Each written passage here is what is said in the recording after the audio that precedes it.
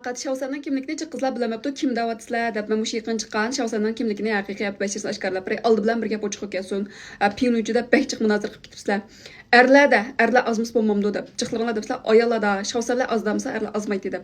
To'g'ri, erlardan bor, lekin ko'praki Şavsanlarda bo'ldi. Nima qilsanglar, ayollar degan bir gulga o'xshaydigan narsa. Erlarni jalb qildi. Uchiqroq kiyimlar kiyilib, Gabriel ichilib degan yoki chiroyli qizlar oldimizga o'tib kelsa, erlarimiz bizim qara qolamiz. Erlerimiz bizden yiyinimizde olsa, bizden hicil bulup qarmağımla biz bulmasak çoxun neceret hiç bulmaz qara qalıdı.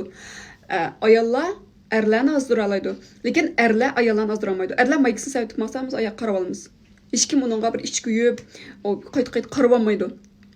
Anan ekan, şu ayollar rad qilsa, menga ayolning badam, ayolingga bolaring bop ekanmisa, unisi ularni yetim qilib qo'ysam, atugin men keldi deb rad qilsa, 100 ming erkishning ichidan saq chiqalaydi. Bu Hindiston emas. Erkishsizni qanday azdiralaydi? Hamda erkishlarning bakrak mas'uliyat tuyg'usi kuchliklari bir mezgil ezib qolgan bilan lekin qaytib keldi. Ailesini buzmaydi, bolalar yetim qilmaydi. Lekin qaytib kelgan bilan ayolning yuragida bir zidi qoldirib qo'ydi.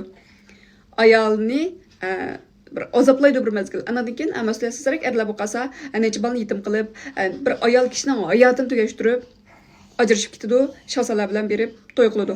O ayollar 19 yosh 25 vaqt shu erlardagi 3-4 ta bolalarni tug'ib, hayotini 20 baqa vaqtda kichik bolalar bilan to'y qilayotsa, bolalar bor olmaydi. O'z bilan tanglar to'y qilib bo'lgan. O'zining cho'ngroq 50-60 yoshga kirgan bir kichik bolalar bor, odamga berib, ular tegmaydi. Anandikin chiq ayollar mustaqillashib ketdi. Mustaqillashgan sir ayollar kuchlandi. Kuchlansa, jamiyatda ayollarning o'rnida xo'p ketdi, menda xo'p ketdi, erlar to'ylab ketib boramiz deb qaqshaysizlar. Anandikin nimikarim degan gap faqat yaxshi gap emas. Nimikarim o'zinglarning ishini qilsanglar bo'lmamdi deb to'g'ri supis degan hammadan bir narsalarni yo'llaydi. Biz qo'llasak qo'llagan inkaslarni yozib pingunchu degan shu inkas rayoni. Anandikin mush Mahmudjon akamiz deqalan tavuzlar siz ketgan vaqtlarda safarvar qilib, xalqni safarvar qilib, nurg'un deqalarning qiyinchilikdan qutqizib qoldi. Mushu nimikarim emas, shu ko'ngil bo'lganligimizning natijasi. Anandikin qiyinchiligi bor, masalan, kuyib ketgan, yurak kasallari bor, jiddiy qutqazib bo'lmaydigan bir oila kishining iqtisodiy yetishmaydigan bolalarni davoladigan vaqtda shu yana xalqimiz nimakarim demay, shu pul chiqarib ularni davolatib akeldik. Bir oilaga bir hayotlikni qaytarib akelib berdik.